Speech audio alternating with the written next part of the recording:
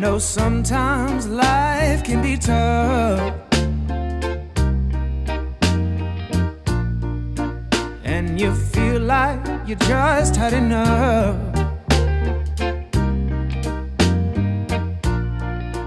When you're thinking everything is gone wrong, just remember that I'm here to cheer you on. Yeah, I wanna pick you up from the ground, let you know that I'm always around. 'Cause I know we can make it, yes we can make it if we try. Keep on trying. You got it. I believe in you. You got it. I know you got this. You got it. Just keep on trying. You got it. Eh bien, mesdames et messieurs, bonjour. Salut les gens. Nous sommes chez Julien. Bonjour Julien. Salut. Qui est en train de manger ses lunettes. Ouais, salut les gens, comme on dit. Et nous sommes à, on peut le dire, à 7. Ouais. Voilà. Dans le, c'est quoi, c'est l'Hérault? Oui, tout à fait. Le 34. Tout à fait. Donc nous sommes vraiment en bordure de mer. Le soleil s'est un peu caché aujourd'hui, mais ça fait du bien parce que sinon on crève de chaud. Oui, il a fait 28 toute la semaine. Donc Bien qu'on soit le, on voit pas tes yeux aussi. Bien qu'on soit le combien 15 octobre ou 14 octobre, je sais plus. Et ton rucher que je me permets de filmer. Et puis bah, tu vas nous raconter un petit peu ton apiculture. Et puis on va ouvrir une ou deux ruches. Et voilà, on est parti. Allez. 'Cause I know we can make it, yeah we can make it if we try. Keep on trying. You got it. I believe in you. You got it. I know you got this. You got it. Just keep on trying. You got it. Déjà je vois qu'il y a des raquettes. Alors les frelons, il y en a. Il y en a un petit peu partout. C'est pas encore une grosse infestation, on va en parler. Là, il y en a quand même quelques-uns là qui tournent. Mais les abeilles sont bien présentes. Alors, vas-y, raconte-nous un petit peu. Eh ben, j'ai dû démarrer il y a, je sais pas, 7-8 ans maintenant. On était 2 au départ. On est parti comme tout le monde avec 2 ruches chacun. Assez rapidement, je me suis retrouvé tout seul parce que le copain est devenu un peu allergique aux piqûres d'abeilles, donc c'est un peu gênant. Tu veux pas enlever ton voile pour la première interview? Parce que là, tu es déjà équipé pour ouvrir la ruche. Ou alors on l'ouvre tout de suite et puis non, vas-y. Comme ça, on voit tes magnifiques yeux. Merci. Merci. Comme les tiens. Ah, Julien, voilà. Commencé il y a 8-10 ans, ouais. Ouais, c'est ça. Une passion, quoi. Ouais, juste plus comme un défi. Le truc, j'avais vu des ruches, je me disais, ah, ça doit être sympa de faire ça. Ça doit être sympa, comme j'avais envie de faire du parachutisme, pareil, même truc. Et puis au début, on était 2, on a acheté 2 ruches chacun, on a fait 40 kg de miel la première année, facile. On se dit, ah ben ça va, c'est cool, l'apiculture, sans trop faire grand-chose. Oui. Et puis c'était bien. Et puis après, j'ai eu des galères. Une ruche qui s'est vidée, une autre qui est morte, etc. Et c'est à partir de ce moment-là où c'est devenu passion. Oui, d'accord. Voilà. Et il a fallu que je sois un peu dans le dur pour dire, bah, soit j'arrête, soit au contraire, bah, je me perfectionne, j'apprends.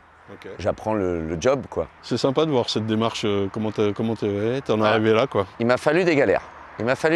Du coup, je suis allé me renseigner, j'ai lu des bouquins, je suis allé voir des tutos sur Internet, je suis tombé sur un mec qui s'appelle Léandre, qui était pas mal, voilà. Bon, et puis voilà, on a fait un bout de chemin ensemble, on regarde un peu le vendredi ou le samedi, et on apprend comme ça au fur et à mesure. Il faut beaucoup de temps. Oui. Quand je sais plus où je l'ai lu, qu'il fallait 7 ans, oui. Je pense que je suis pas au bout encore. Je l'ai dit dans une vidéo, ça même moi, après 12, 13, 14 ans, ouais, je suis pas au bout. Je suis pas au bout, hein. Je suis vraiment pas au bout, mais tant mieux. Tant mieux parce que finalement, c'est parce qu'il y a des nouvelles choses à faire que ça m'intéresse. Oui. Après, la production de miel, y a c'est pas grave. Je trouve que c'est juste l'aboutissement du boulot. Oui. Moi, j'en vis pas, je suis un amateur. J'ai pas besoin de cet argent-là, j'ai un boulot en dehors. Donc c'est plus pour m'amuser. Et puis, je sais plus, je crois qu'il y avait un t-shirt qui disait on n'est jamais aussi bien qu'aux abeilles ou un truc comme ça. Ah, c'est vraiment ça. Quand tu viens là, Quand tu arrives là, tu te vides la tête. C'est le petit truc, tu es obligé d'être à fond là-dessus. Et donc, tu penses à rien d'autre. Ouais. Alors là, je trouve que c'est un petit peu bruyant parce qu'on a la route qui passe juste en bas là. Mais j'espère que ça ira au micro d'ailleurs. Moi, en pleine campagne, t'as vu, il n'y a pas de bruit. Parce que je dis t'as vu parce que tu es venu au festival. Alors, ça, c'est une des particularités du rucher. Je ne peux pas écouter mes ruches. Ah, oui, ok. Ça influe. Ça gêne. Ouais. C'est-à-dire, tu ne sais pas, quand tu ouvres la ruche, à la réaction du bruit, quand tu dis par exemple, ah ben elle va peut-être être orpheline parce qu'elle chante un peu, ici tu ne l'entends pas forcément. Comme quoi le son est bien important. Le son est bien important. Puis tu sais en fonction de comment tu ouvres, quand tu ouvres, ça fait tel bruit, tu te dis bon bah tout va bien. Ici c'est un des inconvénients du rucher. Il n'y en a pas beaucoup. Alors avant d'ouvrir une ruche, raconte-nous un peu l'apiculture, comment on dit, héroltoise Alors héroltaise. Pardon. L'apiculture héroltaise, elle est variée parce qu'on a un territoire qui est très large. On part d'ici à la mer et on finit sur les hauts cantons, vers la Salvetat, à 800-900 mètres. Donc forcément, on n'a pas la même apiculture si on est du bord de mer ou si on est de la montagne là-haut. Ouais. Ça, c'est variable. Notre grosse problématique, c'est la sécheresse. Oui. Sécheresse et vent. Parce que quand il y a la tramontane, ici c'est la tramontane, quand il y a la tramontane qui souffle, ça sèche bien le nectar. Ouais. Voilà. Plus, la particularité, c'est de la chaleur. C'est-à-dire que juillet, août, voire même mi-juin, fin septembre, la semaine dernière, il faisait 28 quasiment toute la semaine, toutes les après-midi ici. Ce qui veut dire que ça, c'est vraiment notre problématique à nous. Par contre, on a une saison qui est très avancée. J'ai mis les hausses cette année en mars, ici. Et tu n'as pas de grande culture ici autour, hein. C'est très urbanisé quand même. C'est plutôt urbanisé, mais je suis en bordure de vignes et puis j'ai des terrains vagues autour. Ouais. Donc je vais avoir un peu de la garrigue, je vais avoir de la ronce, je vais avoir... Et puis des choses que j'ai du mal à identifier. Il y a du cyste, le pollen de cyste qui est réputé, là j'en ai juste en dessous. Et quand tu mets les hausses en mars, comme ça les remplisse, je veux dire, ça démarre tout de suite. Oui, si j'ai mis des hausses, c'est parce que c'était plein en dessous. Oui, d'accord. C'est-à-dire je peux sortir de la saison d'hiver avec des ruches qui sont pleines, s'il a plu assez, il y a de la fausse roquette un peu partout. Ça, c'est à l'automne, ouais. À l'automne et l'hiver. Et l'hiver, ok. Ça tient l'hiver, ce qui fait qu'on a une floraison hivernale, automnale, quasi permanente. Et il suffit qu'il y ait une après-midi suffisamment chaude, ce qui arrive, puisque le rucher, en plus, bon là on ne voit pas trop aujourd'hui, mais il est orienté bien sud-ouest, elles sortent. Et en plein hiver, elles peuvent rentrer du nectar. Ah oui, donc tu nourris très peu ou pas, quoi. Donc, c'est ce dont on a parlé tout à l'heure. Si on ouvre une ruche ici, le fait qu'il y ait moins de réserves peut-être que chez toi, c'est pas grave. Oui. Okay. C'est pas grave, parce qu'elles vont pouvoir se refaire. Ils annoncent de la pluie la semaine prochaine. Si la fausse roquette fleurit, si derrière il fait 20 degrés, elles vont se refaire. Ouais, c'est top. Voilà. Et si on revient au mois de mars, là tu mets les hausses et après le déroulé, mars-avril. Alors, logiquement, moi je fais mon miel d'ici, je le fais mars, avril, mai. Ouais. Et puis mi-juin, je transhume. Je les emmène dans les hauts cantons pour qu'elles ne souffrent pas trop l'été ici. Ok. Parce qu'ici, il fait trop chaud. En altitude, y a pas, voilà, en altitude, je les monte à 800 mètres vers la Salvetat. Ce qui fait que je peux faire je fais 2 récoltes. Je fais une première fin mai, début juin, avec un miel plutôt garrigue ici. Okay. Je finis de récolter quand les ronces sont en fleurs ici. Et quand je monte à la Salvetat, elles ne sont pas encore en fleurs. J'ai un mois de décalage, ce qui fait que je me fais 2 printemps. Donc ça, c'est intéressant. Inconvénient, la pluie. Cette année, j'ai mis les hausses en mars, mais en avril, elles sont vidées, alors que d'habitude, elles se remplissent. Il a plu 4 mm en avril ici. Ah oui, alors tout à l'heure, en parlant avant de commencer, tu me disais le nombre de précipitations là, d'Ivoire. Normalement, on est... Frelon qui passe. Frelon, ouais. Tranquille. On est habitué. On est sur 7, une précipitation moyenne à l'année, c'est 900 mm. Ouais. 870, je crois, un truc comme ça. Là, aujourd'hui, on est le 15 octobre, on est à 177 mm. Ce qui veut dire que même s'il en tombe énormément, on voit bien que ça ne va pas pénétrer la terre. Donc, on va avoir un déficit très important, 177, et au mois d'avril, il a plu 4 mm. Sur le mois de septembre, là, il a plu 22 mm. C'est rien. C'est que dalle. C'est que dalle. C'est vraiment que dalle. Ça se traduit comment pour les abeilles? Pas de nectar? Alors, pas de nectar. Tu as fait moins de miel cette année alors? J'ai fait moins de miel cette année, ça c'est évident. C'est-à-dire que le mois d'avril, au moment de remplir les hausses, ça ne s'est pas rempli. Ouais. J'ai refait un peu au mois de mai, parce qu'il a plu un petit peu début mai, ce qui fait que ça a permis à la garrigue qui était autour de fleurir. Ça veut dire aussi que par exemple là sur le mois de septembre j'ai nourri certaines ruches, Oui. ce que je fais jamais. Bon, d'accord. Parce qu'habituellement on descend de la Salvetat, ils sont pleines. Et le lierre ici au mois de septembre avec un peu de pluie en général qu'on a suffit pour leur refaire la cerise. Là il a fallu que je nourrisse. Et les essaims qui sont au fond là-bas, il a fallu que je les nourrisse aussi. Oui, voilà, sinon là je pense que il y avait certaines ruches, alors pas toutes, mais il y en avait quelques-unes qui étaient limites. Okay. Voilà, la sécheresse, c'est comme ça. Et après la Salvetat, là, tu redescends les ruches, on a quelle période? Je vais récolter les hausses vers mi-août.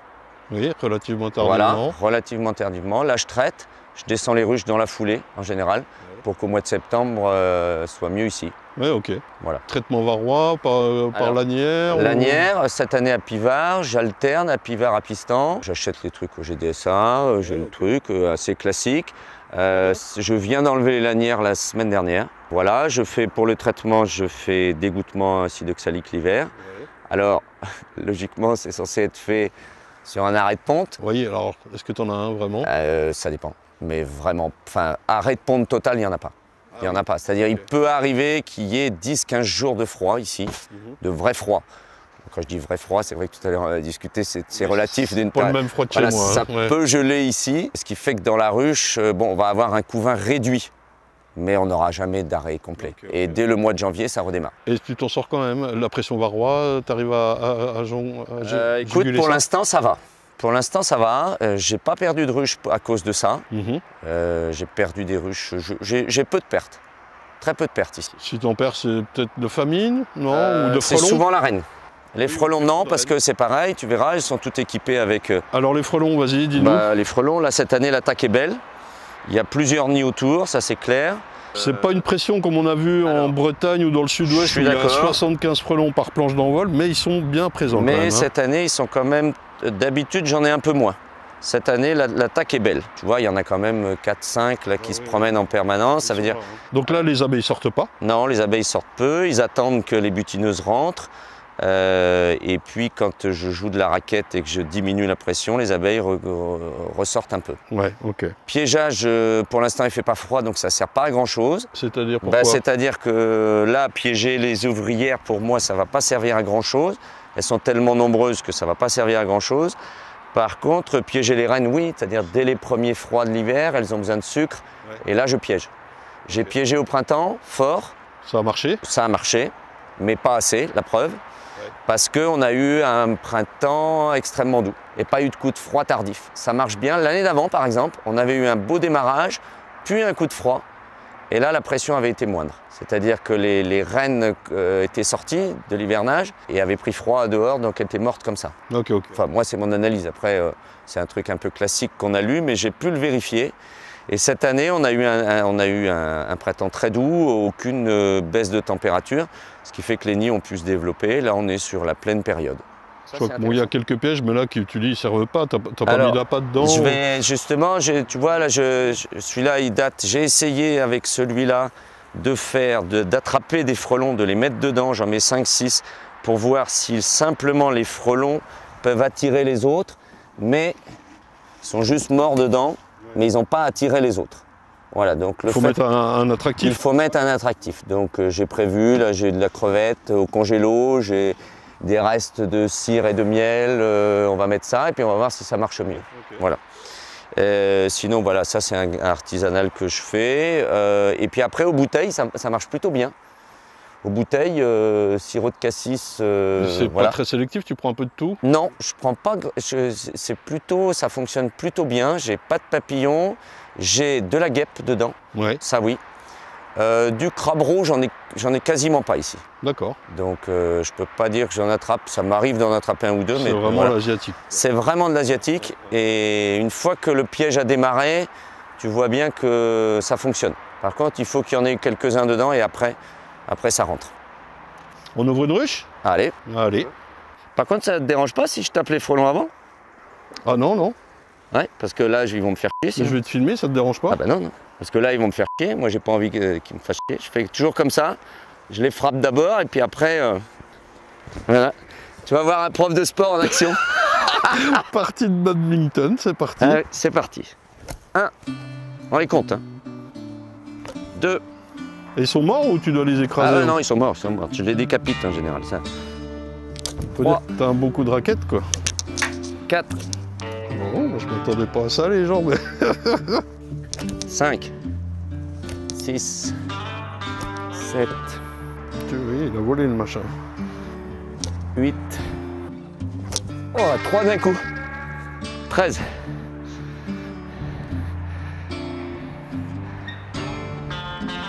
14. C'est lunaire quand même l'apiculture hein, de nos jours. 15. Il faut plusieurs passages. Et ça, tu le fais systématiquement Ouais, avant systématiquement, d'ouvrir les ruches, ouais. pour qu'elle soit plus tranquille. Après, comme ça, quand je joue avec mes élèves, je garde la forme. Ils me disent, mais monsieur, vous êtes en forme quand je dis, oui, c'est les abeilles, c'est les frelons. 18, 19. D'ailleurs, c'est les vieilles raquettes du collège. Oui. Tu vois Ils ont pris quelques parfums. Là, tu vois, elles sortent pas les abeilles quand même. Hein. Un petit peu, mais pas grand-chose. Après, quand on va les avoir tuées, il y aura une plus grosse activité. Il faut un petit quart d'heure qu'elles se rendent compte qu'il y a moins de pression et puis après, elles se remettent à sortir. Ok. 22. Tiens, il y en a 2 là. Bâtard. Je vais lui déglinguer la raquette en un coup, moi, tu sais, avec ma délicatesse suprême. Ah ouais, il y a des cadavres de frelons partout là. 27. On a eu 2 d'un coup. Putain, on en rigole, mais c'est pathétique quoi. Ouais. Ah ouais. Putain. On en rit, mais c'est terrible quoi. Non, mais ça va pour moi parce que c'est ce que je dis. Moi, je suis un amateur, c'est mon loisir, donc je suis là on est samedi. Mais, ça fait chier quand mais même, un pro, il peut pas faire ça. Enfin, tu vois, il peut pas s'amuser. Il a 400 ruches, il va pas s'amuser à faire ça. C'est pas possible. T'en as combien là de frelons tués 27 pour l'instant. En général, j'en fais. Quand je viens faire une séance là, tu vois, j'ai enlevé les lanières l'autre jour, j'en fais 50, 60 en ce moment. Ah ouais. Ouais. Là, comme ça, en un quart d'heure. Mais ça m'est arrivé d'avoir plus. Hein, quand j'étais vraiment sur le Mont-Saint-Clair, là, il m'est arrivé d'en faire 150 sur une séance. En ville, la pression, elle est encore supérieure. Oui, ils sont très urbains. Hein. Ouais, très urbains. Et en ville, tu peux te retrouver vraiment, je te dis, il m'est arrivé de faire 150 frelons, aller taper à la raquette en les comptant comme ça. 28. Alors après, une fois que tu as fait ça et tu as fait un peu de nettoyage comme ça, tu peux commencer à travailler les ruches. Parce que sinon ils vont venir t'emmerder. Je vais en niquer un. Tiens, regarde, il y en a un. Voilà. Ah, bien joué. T'as vu? Sinon, quand tu vas ouvrir, ils viennent te chatouiller, ils viennent emmerder, ils viennent stresser. Donc, ouais, ils viennent sur les cadres. Donc ça, c'est embêtant. Tu peux pas vraiment travailler. Donc voilà, ça me prend 10 minutes.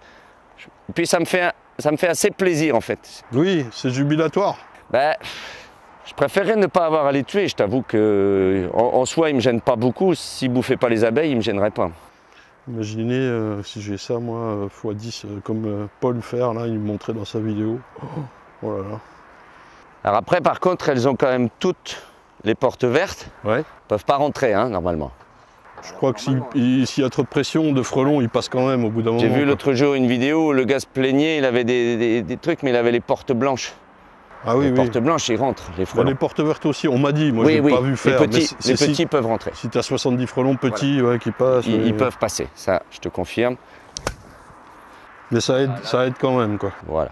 Mais ce qui fait qu'elles ont peu d'espace à défendre surtout. Oui. C'est ça qui est intéressant pour elles. Tu vois, si elles se groupent là juste à l'entrée, si ta colonie elle est bien menée et qu'elle est assez grosse, je pense que jusque-là j'en ai jamais perdu avec le frelon. J'ai jamais de ruche où ils ont réussi à rentrer. Ça, tu vois, la planchette, là, j'ai testé pour voir, justement, comme il y avait des frelons. Une planche d'envol plus longue. Pour voir un peu si elles se défendent un peu mieux ou pas. Tu vois, j'ai testé. Qu'est-ce que tu en... Bah, je sais pas. J'ai pas de... Ça me paraît plus simple pour elles. Et alors, je sais pas si tu as remarqué aussi, je travaille en lance-trou et d'Adam. Ah oui, j'avais même pas fait gaffe au format. Parce que tu me parlais de l'apiculture héroltaise. Et ben, à force d'en discuter avec des gens là, du Sud, notamment à ton festival, j'ai croisé un gars de Nîmes avec qui j'ai discuté, très sympa. Ouais. Et lui, il travaille qu'en lance-trou. Oui, ils sont beaucoup en lance-trou là. Et en fait, je trouve, moi qui ai les deux, que le format va beaucoup mieux. Oui. Il est mieux adapté au climat. On a moins besoin de réserve pour passer l'hiver.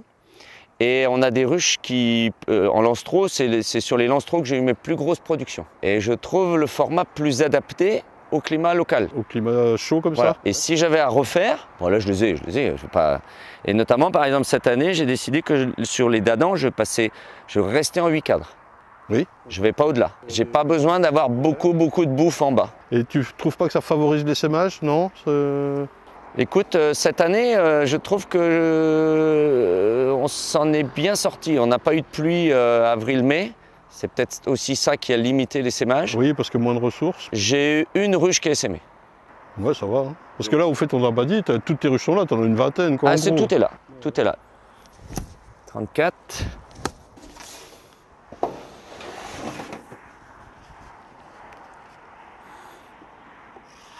Alors, sur tes rennes, tu fais comment? Tu en achètes J'ai essayé d'en acheter, ça n'a pas marché.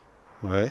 Enfin, celle que j'ai eue, je ne les trouvais pas très bien. Et j'ai décidé que, du coup, j'allais faire de la sélection, entre guillemets, à mon niveau. C'est-à-dire, j'allais prendre la meilleure de mes ruches cette année. Cette année, je ne sais plus laquelle c'était, elle était par là.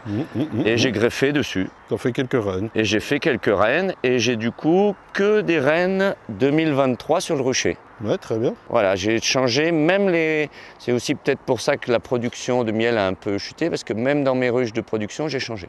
Oui, tu as changé à quelle période, à quel moment? Alors j'ai changé avant de les monter à la Salvetat. Oui, j'ai changé fin mai, début juin. Tu enlèves l'ancienne reine, tu mets une cellule? Non, j'ai mis... Alors, j'ai un peu galéré.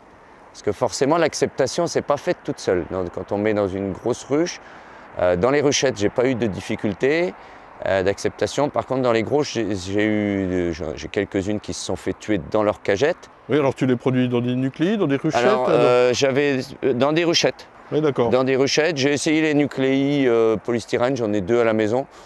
Je trouve ça compliqué aussi. Alors qu'en ruchette, j'ai exactement les mêmes résultats, voire même mieux.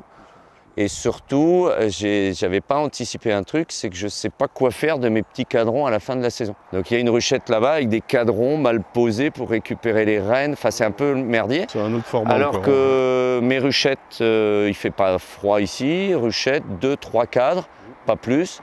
Et j'introduis dessus pour la fécondation et ça va très bien. Donc j'ai fait mes rennes cette année.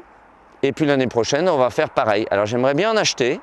Quand même, parce que je pense que c'est pas mal d'amener du 109. J'aimerais bien en acheter. Je vais en acheter 2-3 et puis les mettre et puis voir un peu comment elles se comportent, prendre mon temps. Moi, je m'amuse, hein, de toute façon. Alors, elles sont toujours sur 10 cadres ou bien? Non, j'ai réduit. Tu as réduit? Voilà, on est sur... Ah oui, tu étais déjà sur 8 de base, on est puis sur tu les laisses, 7, 8. tu les laisses toujours comme ça, finalement. 6, 7, 8. Non, là, je les ai réduits. Là, je les ai réduits. Tu vois, j'ai encore un vieux cadre à mâle, il faudrait que je l'enlève. Mais c'est pas très grave. Le problème, c'est qu'il doit être plein de réserves. Oui, c'est ça, c'est délicat à enlever quand il est plein de réserves. Ça, voilà, des fois, je le mets derrière la partoche aussi, ça pourrait être bien. Je sais pas si on a ouvert la plus costaud. Non, c'est pas sûr. On va jeter un œil. En regardant la planche d'envol, celle-ci, elle est... Ouais. Tu vois, en réserve, on n'est quand même pas... Oui, c'est pas énorme, mais t'es pas inquiet. Non, pas ça. Voilà, tu vois, là, il y en a quand même. Mais tu vois, en nombre d'abeilles, par contre, c'est pas magique. Non, celle-ci n'est pas énorme, elle a son petit couvain au milieu, juste voir un petit couvain, puis peut-être une deuxième plus forte, et puis voilà. Là, il y a du miel, hein, tu vois, quand même. Et ça, c'est le miel d'ici, quoi, parce que pas de nourrissement, quoi. Ouais. Là c'est du miel d'ici. Donc ça, c'est certainement le lierre. Le lierre a pas mal donné, hein. Voilà, tu vois, puis il y a même du nectar, un peu de pollen, un peu de couvain, mais tu vois, le couvain est quand même très petit maintenant. Ouais, ici en bas. Alors, c'est pondu. C'est la frontière avec le miel. C'est pondu quand même? Ouais. Je vois pas avec mes yeux de... Ouais, là, c'est pondu. Ouais, comme quoi, hein. Et voilà la belle. Belle petite reine. Tu les marques alors? Oui, je les marque, ouais. Ouais, c'est tout pondu, là, tu vois. Là, elle a tout pondu les alvéoles. Tout est pondu de frais. Elle est clippée en plus ou non? Non, je ne les clippe pas. Et on voit du nectar frais là. Oui, il y a du nectar frais, donc ça rentre. Ouais, le nectar est encore, tu vois, à cette époque-là, il est encore... il est pas mal. Bah écoute, hein, pas mal du tout. Où est-ce qu'elle est la miss? Elle est là. Elle est là, ouais. Voilà. On va pas l'embêter plus peut-être. Non, ouais, c'est bien. Juste peut-être une qui a l'air populeuse ou celle qui a les abeilles sur la planche d'envol là-bas, pourquoi pas. Donc pour résumer, difficulté avec la sécheresse qui peut comment dire, amoindrir les ressources. Claire. Toi tu vas transhumer à 800 mètres d'altitude pour les aider, parce que si tu les laisses là, en fait, elles s'assèchent, quoi. Si je les laisse là, l'été, en fait, elles ne vont absolument pas rentrer de nectar. Ouais. Et elles vont avoir trop chaud, elles vont s'épuiser à ventiler, parce qu'en plus, on est plein soleil. Ouais. Donc là, c'est vraiment trop chaud. Elles ont du mal à lutter contre la chaleur, hein, quand même, hein, je trouve. Qu'est-ce qu'il y a? Tu veux ouvrir une lance-trou pour voir? Ouais, tiens, si tu veux. Bah, la violette, là, tiens. Avec toutes ces abeilles, là. Regarde. Tu regardes ce que c'est comme reine? Non, les reines, bah non. C'est toutes des sœurs pratiquement. Là. Bah oui, c'est toutes des sœurs, oui, puisque c'est moi qui les fais. Alors les caractères, moi d'abord la douceur. Hein. Ah oui, oui. Voilà, ça je joue pas sur autre chose. Premièrement, donc je sélectionne là-dessus. Tu pourrais faire un petit pin test, c'est ultra facile à faire. Ouais, j'ai vu là, tu le faisais, ça serait intéressant. Habituellement, je fais un comptage quand le froid arrive, parce que là, j'ose pas mettre trop les langes dessous, parce qu'il fait quand même, tu vois, je te disais, il faisait 28 la semaine dernière. J'ai un peu peur que ça monte en température dedans. Certes. Donc je vais attendre qu'il fasse un peu plus frais et je fais un comptage sur tout. D'accord. Et s'il y a besoin, comme toi, je fais un passage d'acide oxalique au moins. Oui. J'attends pas et j'en ferai un au mois de janvier. Enfin, janvier, ça va dépendre un peu des températures. À peu près hors couvain, quoi. Voilà. Je regarde où j'ai 15 jours de froid et quand j'ai 15 jours de froid, j'y vais derrière. D'accord. Ça a beaucoup propolisé cette année. J'ai beaucoup de propolis. Après, je récolte le pollen au printemps pour moi. D'accord, tu mets quelques trappes? Oui, j'ai 4 trappes, donc je fais du pollen. Tu les laisses juste quelques jours, quoi. Qui est au congélo. Ouais. Pour l'hiver, voilà. Je récolte la propolis. Tu vois, c'est beau, ça. Regarde, les cires sont belles. Et je fais mes cires aussi depuis cette année. D'accord. Donc avec ta cire d'opercule, tu vas... avec ma cire de percule, cette année, j'ai fait, je la trouve bien jaune d'ailleurs, cette cire-là. Oui, ça a mielé jaune, mais ça a bien mielé là, on dirait. Hein. Ça, pardon? Ça a bien mielé, on dit, c'est bien plein. Regarde, hein. c'est plein. Et là, elle fait un poids de chien, là. Impossible. Oh, elle n'est pas insoulevable, mais si. Si, c'est... Non, je sais pas, parce que oui, par rapport à toi, tes références, et on est sur un format lance-trou. Elle est très lourde. Hein. Ouais. Après, c'est difficile, tu vois, ça m'est un peu difficile de le réduire. Et puis, en fait, il y a aussi que... Non, ce qui m'intéresse aussi, c'est que tu vois, par exemple, ces cadres de miel, quand je vais faire mes essaims quand je vais commencer mes reines au mois de mars, je te pique volontiers un ou deux cadres de miel là-dedans. Okay. Que je bascule, comme ça je n'ai pas besoin de les nourrir. Je travaille avec du miel et je préfère finalement. Ouais, bah oui, clairement, tes réserves sont là, mais il ne faut pas s'embêter quoi. Ouais, regarde ça, c'est blindé. Bah, là c'est blindé. Hein. Tu vois, on est en lance-trou, hein. Donc, Et puis, je trouve finalement le format peut-être plus facile à travailler aussi. Ouais, c'est blindé. Il y a du pollen, il y a du nectar frais. Puis, alors moi je ne sais pas chez les autres, hein, mais voilà, la douceur comme ça me va. Oui, c'est très bien. Ça tient le cadre, ça ne te saute pas dessus. Moi, je travaille toujours avec le gant. Ouais. Pour l'instant, je ne suis pas habitué encore. Oui, c'est normal. Ça, c'est tout pondu. La douleur des piqûres peut être chiante. Hein. J'ai vraiment l'habitude, mais voilà. C'est bien. Hein. Regarde, moi je suis devant la ruche et tout, je suis pratiquement en chaussettes. C'est top, bravo, super boulot. Moi je dis bravo.